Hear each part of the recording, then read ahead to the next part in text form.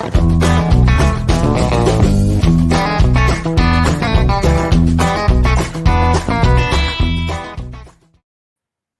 there. Hey, family and friends. Welcome again to another session of Blackberry Wisdom. Tonight we're talking about seasons. I'm here in the home studios of Blackberry Wisdom in the shadow of House Mountain, and it is a cold night in East Tennessee. Cold night. Wherever you're at, I hope you're staying warm.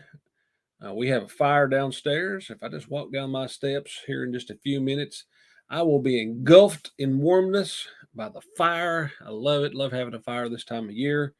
When it gets down in the 20s, it's time for me to put a fire in the old fire or in the old stove down there. Thank you for tuning in tonight. We're going to talk about determinate and indeterminate seasons tonight. In seasons. And some may say, what is a determinate and what is it? It is an indeterminate season. Well, you know what? I'm going to be honest with you. I didn't know what this was myself until, a few years ago.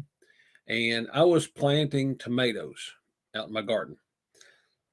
And I looked on the package, and some of them would say determinate and some would say indeterminate. And I thought, there's something to this. I guess I need to know what they're talking about when they say determinate or indeterminate tomatoes. And a determinate tomato just means that it's going to grow for a certain amount of time. It's going to grow so big, so tall. An indeterminate tomato will just continue to grow. I grew some in my greenhouse the past 2 years, and those suckers would just grow. They would grow and lop over because it has got so big, and they would just continue to grow as long as I would fertilize them, and as long as I would, take care of them and keep them watered, they would just continue to grow. I was amazed at that these tomatoes would just continue to grow. But guess what? I found out that they were indeterminate tomatoes. So there you go. Determinate is sort of self-explanatory in it. Determinate is a determined set of time. Indeterminate is an indetermined set of time or growth, put that way. So I want to read from Ecclesiastes again, just to clarify and reiterate, talking about seasons. And this is from Ecclesiastes chapter 3. Says there is an occasion for everything and a time for every activity under heaven, a time to give birth and a time to die, a time to plant and a time to uproot, a time to kill and a time to heal, a time to tear down and a time to build, a time to weep and a time to laugh, a time to mourn and a time to dance, a time to throw stones and a time to gather stones, a time to embrace and a time to avoid embracing, a time to search and a time to count as lost, a time to keep and a time to throw away, a time to tear and a time to sow, a time to be silent and a time to speak, a time to love and a time to hate, a time for war and a time for peace. There again is from Ecclesiastes chapter 3.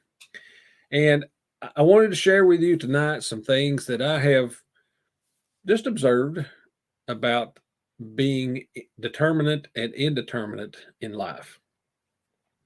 My sister-in-law, Candy, says that, we can fall back into a season from the season that we're in. So nothing is concrete, nothing is final, nothing is determined. Some things can be we fall back into them, and I wanted to make that statement up front and say that the things I'm going to share, you may agree with. You may say, you know what, I was that at one time, and I got out of it, but I went back into it, and that's okay. That's life. There is nothing consistent about our life other than the fact that we're born and we die.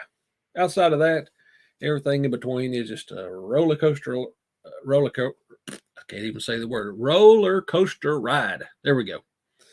So here are some of the things that I have observed in the rule of following these seasons. So, first is determinate. The first things I think about being determinate are high school. Hopefully, you go to high school for 4 years.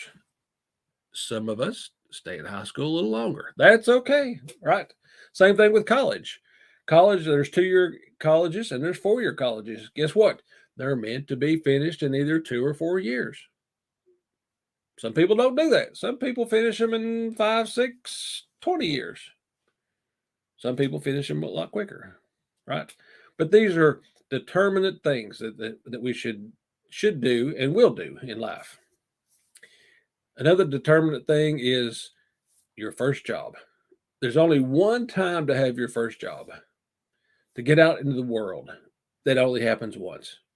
Or to be a rookie, or be the most inexperienced person at your job. I remember when I started jobs and I would go in, the first time you go in there and you don't know these people and they don't know you, and you go in and think, I think I know what I'm doing here, but I'm the low person on the totem pole. I've got to keep my nose clean and fly straight here. Okay. There's a determined time for that, because then we become more experienced, right? How about the house that you live in? I don't know anybody that has lived in one house their whole life. I'm sure there are some that have, been born, grew up, and stayed in one house their whole life. Most of us change houses. Houses are not one of these determined or indeterminate things. They're determinate things, like cars. Oh, here we go, cars. Some of us trade cars every 2 years. I know a guy growing up, he would trade cars every 2 years, and he had the best cars, the coolest cars, and he would trade every 2 years. I thought that's what you did. I've had my vehicle now for, I think, 5 years now, and that's okay. That's the way I choose to live. But the car that you drive right now will not be the car that you have forever, or truck. I drive a truck. Your hairstyle. I would show you my hairstyle, but my hairstyle has changed because the lack of what's upstairs. My hair is falling out. I don't like it, but my hairstyle changes. I was looking at pictures the other night of 80s, and man, the women of the 80s, they had them big hair. How in the world did they have such big hairdos? I don't. I lived through it, and I just don't understand how in the world they got that hair to puff up so big. It looked great. Don't get me wrong, it looked great, but whoo, I'm sure that was some kind of work to get those hairstyles like they were in the 80s. Hairstyles change as we mature, as we change seasons of life. Our hairstyles change. How about our weight? Our weight. My weight has become less. Thank the Lord for that. And dieting with my wife, me and Cindy are dieting, and we are losing weight. It's a good place to be, losing weight. Okay, so those are some determinate things. Some indeterminate things that I want to think about are skill sets, like playing the guitar, right? Hopefully, I'm a guitar player. I play guitar. I'm not a good guitar player, but I'm probably better than I was a few years ago. But I've got a long ways to go, and I have really an unlimited potential to become better. I can continue to become better at that skill set. People who paint, right? People who take adventures, these things that you can do, and you can do better, bigger, differently, whatever. You have a indeterminate amount of ways that you can do these things and use your skill sets. Parenting. I used to think, once I get my kids out of high school, and then we've got it covered. We're safe. We're free. We're home free. Guess what?